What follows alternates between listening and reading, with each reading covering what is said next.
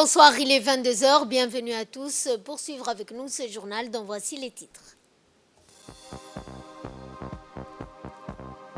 Le Premier ministre et vice-président du RPP, accompagné d'une importante délégation, ont donc entamé une tournée régionale et plus précisément à Dikil. Et l'arrivée d'Antonio Guterres à l'aéroport d'Arish pour visiter le point de passage de Rafah, ce que nous verrons en fin de journal. Bonsoir à tous et nous entamons ce journal par cette tournée du Premier ministre Abdelkader Kamel Mohamed dans la région de l'Unité. Dans une démarche marquée par la proximité et le dialogue, le Premier ministre Abdelkader Kamel Mohamed a entrepris hier soir une visite éclair dans la région de l'Unité, accompagnée d'une importante délégation ministérielle. Cette initiative, saluée comme un véritable acte d'engagement envers les citoyens dikilois, s'inscrit dans une dynamique de consultation directe et d'écoute attentif des préoccupations locales. Accueilli avec ferveur et enthousiasme à la préfecture, le Premier ministre a été témoin d'une mobilisation exceptionnelle démontrant l'attente palpable de la population à l'égard de cette visite. Au cours de cette rencontre, les échanges se sont articulés autour des thématiques cruciales pour le développement harmonieux de la région. La santé, l'emploi et l'infrastructure, le Premier ministre, à l'écoute attentive des doléances de la population, s'est engagé à œuvrer sans relâche pour répondre aux besoins prioritaires et améliorer également les conditions de vie des citoyens dikilois. Cette visite de proximité revêt une signification particulière dans le contexte actuel marqué par les défis multiples en quête constante de progrès. Elle traduit également la volonté affirmée du gouvernement de placer le dialogue et la concertation au cœur de son action dans un souci permanent de répondre aux attentes légitimes des citoyens et de construire ensemble un avenir meilleur. Ensuite, la population a émis des doléances réunies en un fervent rassemblement. Les citoyens ont saisi cette occasion privilégiée pour faire entendre leur voix et partager également leurs défis du quotidien avec les autorités gouvernementales. Les doléances de la population ont été au centre des échanges, reflétant également les réalités vécues par les habitants au quotidien. Des questions cruciales telles que l'accès aux services de santé ainsi qu'à des opportunités d'emploi, d'infrastructures adéquates ont été soulevées avec détermination et conviction. Face à ces témoignages poignants, le Premier ministre a pris le temps d'écouter attentivement chaque parole, témoignant ainsi de son engagement sincère envers les Dikilois dans un esprit de dialogue ouvert et constructif. Les discussions franches ont donc eu lieu, permettant de saisir la complexité des enjeux locaux et de définir également des pistes d'action concrètes pour y répondre efficacement. À l'issue de cette journée, les habitants ont exprimé leur gratitude envers le Premier ministre pour sa disponibilité et son écoute attentive.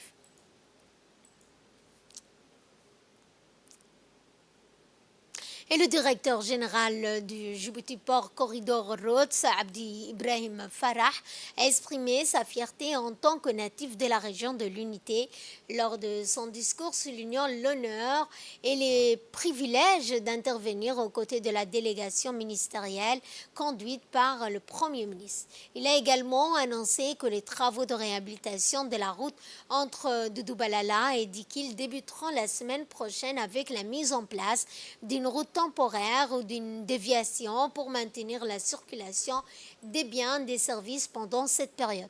De plus, le directeur général de DPCR a rappelé qu'une équipe de Djibouti Port Corridor Roads serait rapidement envoyée pour identifier et réhabiliter les routes urbaines dégradées de la région de l'Unité. Pour conclure, le directeur général de DPCR a souligné que même les ingénieurs chargés de reconstruire cette portion de route sont natifs de la région, ce qui est, donc, a-t-il dit, une source de fierté pour la région de Dikil. Quant au ministre des Transports et des Infrastructures, il a rappelé les efforts consentis par l'État dans sa quête de remédier aux problématiques liées aux routes et à l'eau. Nous ne pouvons que vouloir changer la donne dans ce qui vous touche, mais sachez que cette initiative a été prise stratégiquement pour renforcer la sécurité routière au niveau national. Ont été mis en place des travaux de réhabilitation de tout le corridor sont en route et en prévision. Rappelons que c'en est presque fini avec le terrassement de 25 km de la route de Yoboki et d'Ikil.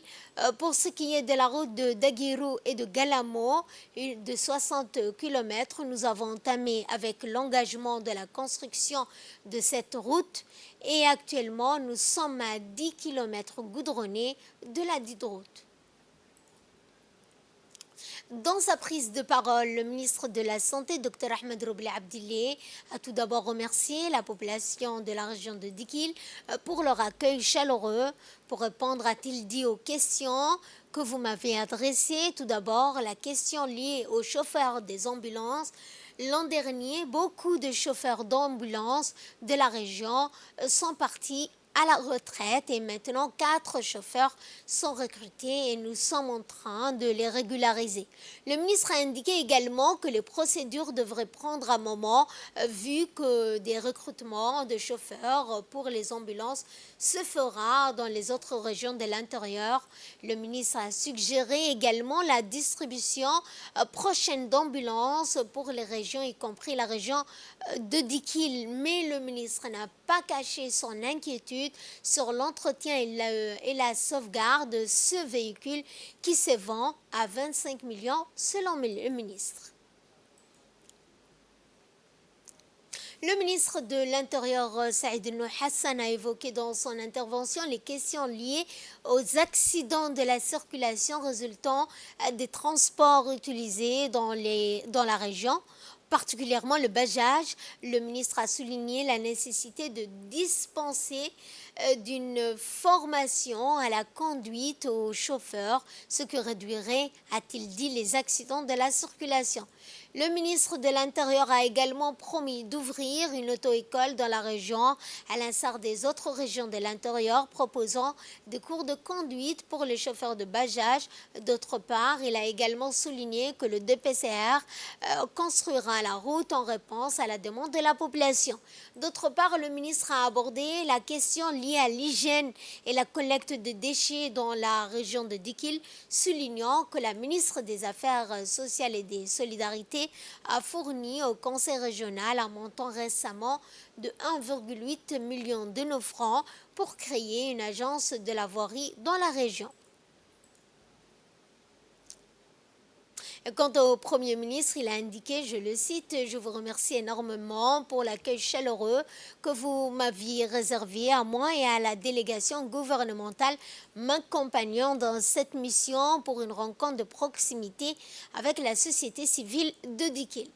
Nous avions entendu vos préoccupations et écouté vos doléances qui sont basées sur le défi socio-économique auquel la région fait face.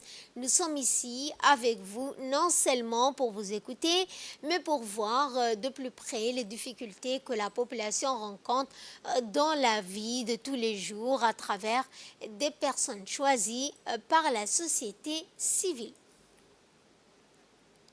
Et dans la continuité de cette démarche axée sur la proximité et le dialogue avec les citoyens dikilois, le Premier ministre Abdelkader Kamel Mohamed a poursuivi sa série de rencontres significatives en s'entretenant avec les sages respectés de la région de l'unité. Cette étape cruciale de sa visite a permis d'approfondir la compréhension des enjeux locaux et de renforcer les liens avec les autorités traditionnel. Accueilli avec les honneurs qui lui sont dus, le Premier ministre a été reçu par les sages dans un cadre empreint de tradition, de convivialité au cœur des échanges. Des discussions ont également porté sur les défis socio-économiques auxquels la région est confrontée, tels que l'accès à l'emploi, aux infrastructures de base et aux services essentiels. Le Premier ministre a écouté attentivement les recommandations des sages et a réaffirmé l'engagement du gouvernement à travailler notamment pour répondre aux besoins de la population locale. Sous la conduite du vice-président du parti Abdelkader Kamel Mohamed, le RPP, eh bien, le Premier ministre a diligenté une tournée de proximité entamée à Dikil, la ville de l'Unité, là où l'esprit patriotique est né. Eh bien, dans un premier temps, la délégation conduite par le vice-président du parti et Premier ministre a rencontré également les membres du comité de l'annexe RPP de la fédération de Dikil. Par la suite, une rencontre élargie et fructueuse a eu lieu au sein du conseil régional. Cette tournée a autour des principales préoccupations des citoyens rassemblé les membres de la délégation de la société civile, les élus, les députés, les ministres issus de la région de Dikil ainsi que les différents membres des services déconcentrés de l'État pour apporter des thématiques majeures, notamment relatives à la gouvernance des services publics, les services rendus aux citoyens en vue d'améliorer l'accès à des soins de qualité, à l'eau potable, au transport, aux routes urbaines et à la sécurité publique, l'employabilité des jeunes qui étaient également au centre des questions.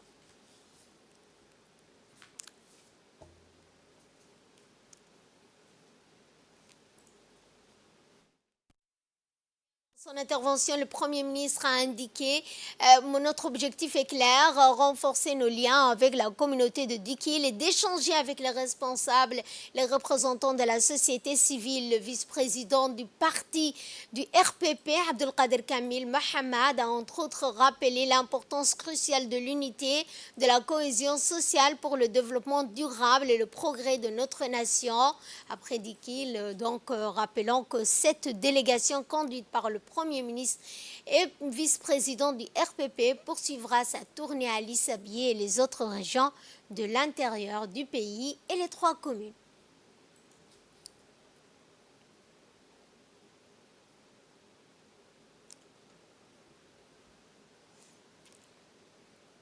Et dans un mot prononcé à cette occasion, le Premier ministre a dans son intervention rappelé l'importance cruciale de l'unité de la cohésion sociale pour le développement durable et le progrès de notre nation.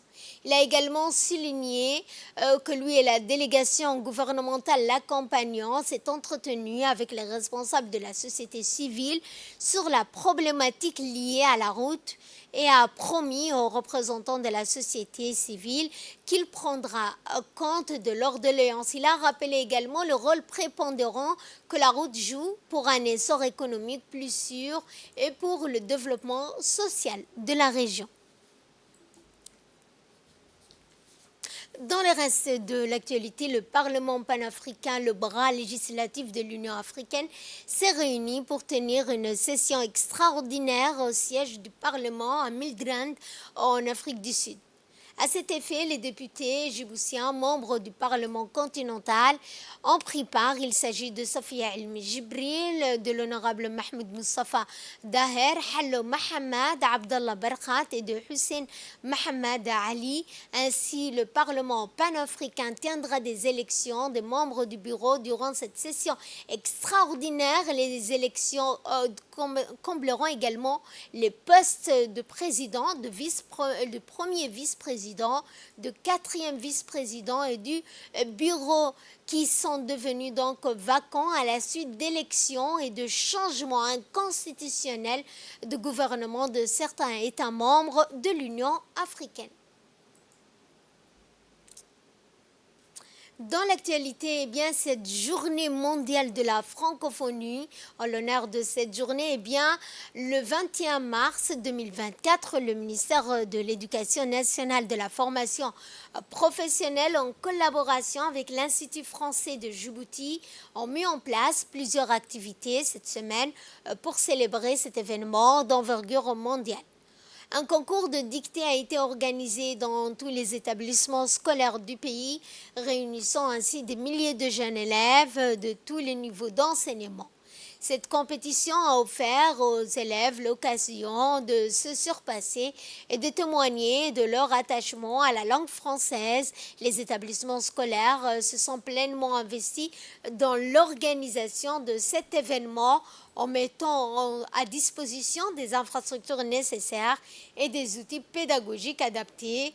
Par ailleurs, le jeudi 21, eh bien, le MENFOP a organisé la remise de la deuxième dotation de livres de bibliothèque aux établissements primaires et moyens. La cérémonie s'est déroulée en présence bien, du secrétaire général du MENFOP, Mohamed Abdallah Mayoub, du conseiller culturel de l'ambassade de France, ainsi que des chefs d'établissement et des directeurs des écoles bénéficiaires de cette initiative qui s'inscrit dans le cadre de la semaine de la fête de la lecture. Elle a permis d'offrir 2700 livres généreusement fournis par le collectif bibliothécaire et intervenant en action culturelle. Francophonie de la langue française, c'est évidemment très important d'avoir de venir à votre rencontre, mesdames et messieurs les chefs d'établissement, mesdames et messieurs les professeurs, mesdames et messieurs les inspecteurs. C'est très important de venir à votre rencontre parce que c'est vous qui êtes au contact sur le terrain à Djibouti-Ville, dans les régions. Le CRIPEN est un élément essentiel du dispositif d'éducation à Djibouti. C'est un partenaire privilégié de l'ambassade de France, de l'Institut français de Djibouti. D'abord parce que c'est un organisme qui va au contact et qui produit l'ensemble des manuels scolaires à Djibouti. Il est en fait l'opérateur de l'État dans la mise en œuvre de cette politique où chaque enfant a accès à Djibouti, quels que soient les revenus de ses parents, a accès à un livre, a accès à des livres scolaires. Quant au secrétaire général du MENFOP, Mohamed Abdallah Mayoub, n'a pas manqué de rappeler l'importance que revêt cette dotation de livres de bibliothèque aux établissements primaires et moyens. S'agissant de ces ouvrages, c'est la troisième dotation, mais on va dire peut-être c'est la deuxième surtout, parce que l'année dernière, nous avons reçu une forte dotation, 5000 livres. Nous avons réparti à peu près entre 15 écoles primaires et 15 collèges. Cette année, nous avons environ 2700, 2600 et des poussières, mais disons 2700 œuvres aussi, qui sont réparties entre 16 écoles primaires et 15 collèges aussi. Donc ça fait déjà beaucoup. Donc c'est 60 collèges, 60 écoles primaires, c'est beaucoup. L'idée, c'est que ces livres ne doivent pas rester dans les bibliothèques ou dans des cartons. On a, avec justement l'ambassade de France, il y a 2 ans, nous avons formé les bibliothécaires. Nous avons élaboré un guide de gestion et d'animation des bibliothèques. Et donc, il est temps, je crois que pour les chefs d'établissement, de prendre cette question à bras-le-corps. Les bibliothèques doivent être des lieux de vie de l'établissement. C'est le cœur de nos établissements. Le ministère de la Femme et de la Famille a pris l'initiative d'organiser une séance de sensibilisation au lycée de Oden 4, mettant en lumière la protection de l'enfance, de la lutte contre les violences qui leur sont infligées, ainsi que leur protection contre le côté sombre de l'Internet. Au cœur de ces séances, un échange dynamique s'est installé entre les élèves et les représentants des services dédiés à la protection de l'enfance. Ces interactions ont permis aux jeunes de mieux appréhender leurs droits en tant que mineurs. Dans cet échange, de plus constructif, ont mis l'accent sur la manière dont il faut protéger le mineur du côté néfaste de l'Internet et les diriger sur les bienfaits de cet outil qui peut leur apporter au quotidien, mais aussi le fait de protéger leurs données sur Internet, précisément en ce qui concerne les réseaux sociaux. Et en ces mois bénis du Ramadan, la RTD propose un magazine sur les activités sportives dans le cadre du tournoi du Ramadan. Regardez. Du mois béni des Ramadan. Et comme il est de coutume, en ce mois des jeûnes, le secrétariat d'État chargé des sports a procédé dans la journée des 12 mars 2024 à la distribution massive d'équipements sportifs, des ballons et des trophées pour entamer le lancement des activités sportives dans le cadre du tournoi des Ramadan.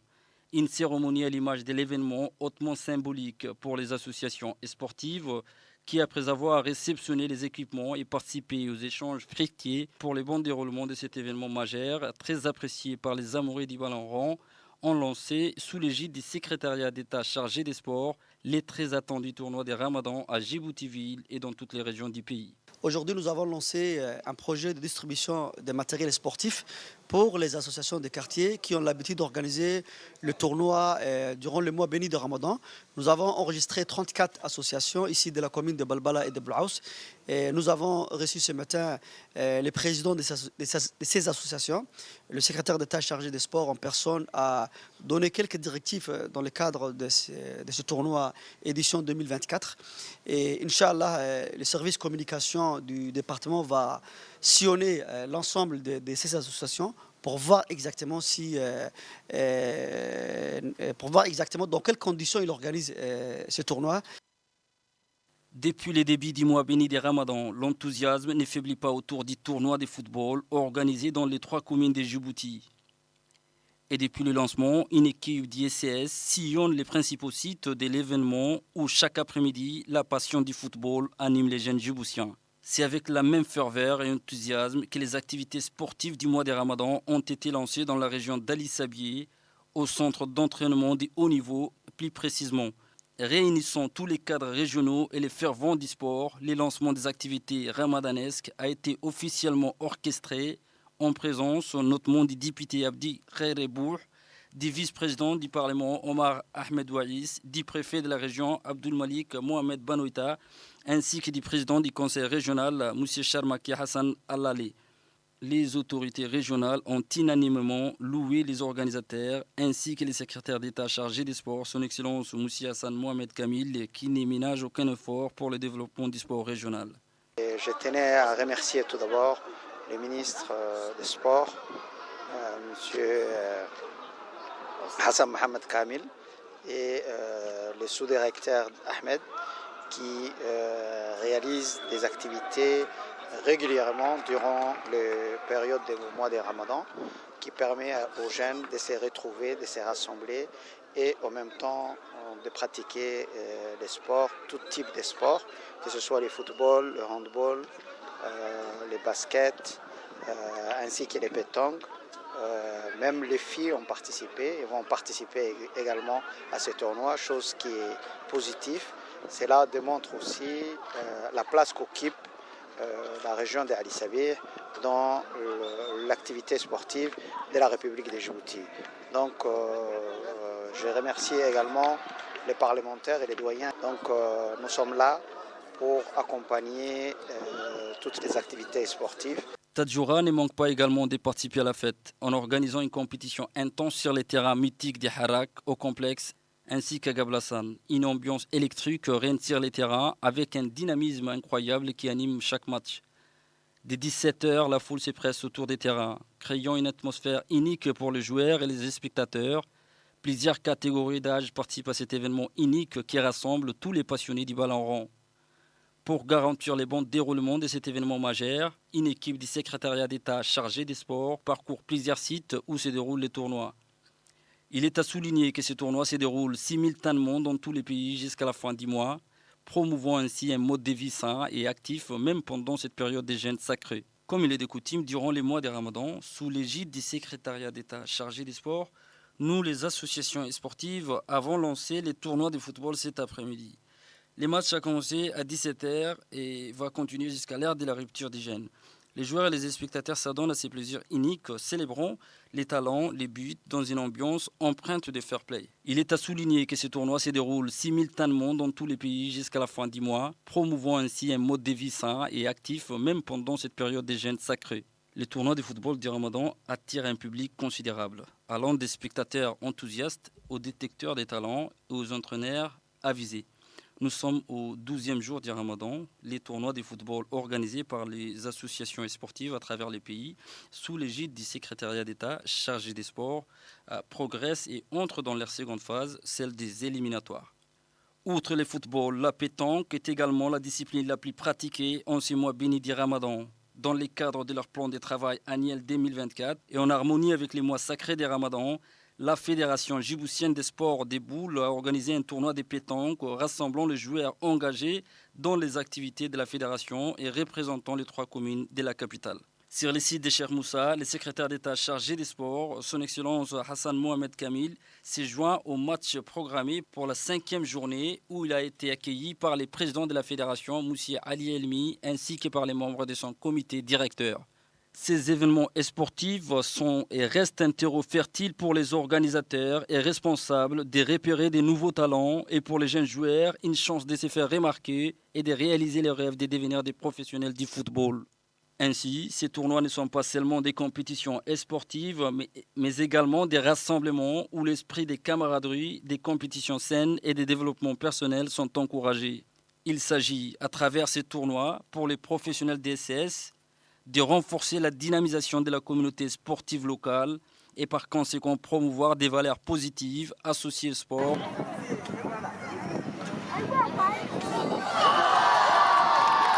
Au-delà de l'aspect compétitif, ces rencontres sportives revêtent une dimension sociale importante. Les organisateurs s'efforcent de fournir une activité enrichissante et divertissante aux jeunes djiboutiens pendant les mois de Ramadan. Rappelons que ces activités sportives continueront de se dérouler dans tous les pays tout au long de ces mois bénis du Ramadan, offrant ainsi à la jeunesse djiboutienne une occasion précieuse de célébrer ensemble dans un esprit de camaraderie et de compétition saine. Ensemble, les tournois de football du Ramadan à Djibouti sont bien plus que des simples événements sportifs. Ils sont les reflets d'une communauté dynamique et passionnée, unissant les jeunes autour de leur amour commun pour le football et autres disciplines. L'association Miroir de la jeunesse de Adeilou a organisé vendredi un atelier de sensibilisation sur l'importance de l'éducation des filles. Cet atelier s'inscrit dans le cadre du projet de lutte contre la déscolarisation des filles dans la sous-préfecture de Adeilou, mené par l'association et financé par l'UCID, a réuni les membres du comité des parents d'élèves, du comité de gestion du village des sages, ainsi que du personnel éducatif. Au cours de cet événement, les participants ont échangé et débattu sur les causes de la déscolarisation des filles, les obstacles à leur scolarisation ainsi que les défis et les solutions envisageables. Ces discussions ont permis de dégager des pistes pour trouver des solutions adéquates. Dans son intervention, le président de l'association a rappelé que cet atelier avait pour objectif de sensibiliser les parties prenantes et toutes les composantes de la communauté sur ce défi qui représente la déscolarisation des filles dans le milieu rural. Dans les mois à venir, ces activités de ce projet se poursuivront. Et exécuté par l'association AMJA, dont toute la sous-préfecture de Adeilou, a pour objectif de lutter contre le décrochage scolaire de jeunes filles. Aujourd'hui, c'est la deuxième activité du projet, qui est l'atelier de sensibilisation sur l'importance de la scolarisation des jeunes filles. Nous avons convié à cet atelier l'association des femmes, le comité des parents d'élèves, le comité de gestion du village, les personnels éducatifs et les sages aussi du village. Cet atelier sera l'occasion de sensibiliser toutes les parties prenantes au projet à l'importance de l'éducation des filles. Donc, eux, après aussi, pourront sensibiliser la communauté du village et de toute la sous-préfecture. Dans l'actualité internationale, je vous le disais, dans les titres à Gaza, arrivée d'Antonio Guterres à l'aéroport d'Arish pour visiter le point de passage de Rafah.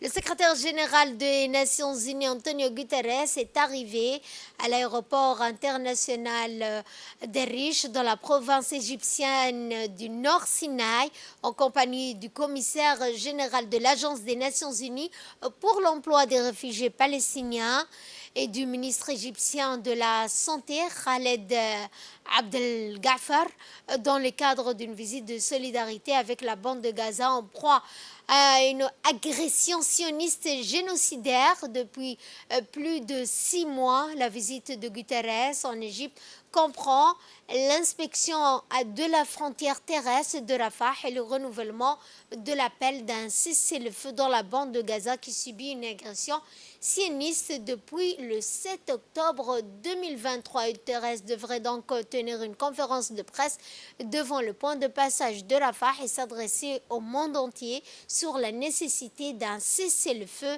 et d'un flux accru d'aide humanitaire à Gaza. Et pour clore ce journal, les États-Unis ont attaqué Apple en justice. Le géant de la technologie est accusé d'avoir mis en place une stratégie reposant sur des pratiques anticoncurrentielles qui nuisent à la fois aux consommateurs et aux développeurs. Merrick Garland, procureur général des États-Unis, a déclaré le ministère de la Justice ainsi que 15 États et le district de Columbia ont poursuivi Apple devant le tribunal fédéral du district de New Jersey pour violation de l'article 2 de la loi antitrust Sherman. Au cours des 2 dernières décennies, Apple est devenue l'une des entreprises cotées en bourse les plus prospères au monde. Aujourd'hui, son revenu net dépasse le produit intérieur brut de 100 pays réunis et cela est dû en grande partie au succès de l'iPhone. C'est sur ce point que ce journal touche à sa fin. Merci à vous de nous avoir suivis. Merci également à la régie. Excellente soirée à toutes et à tous.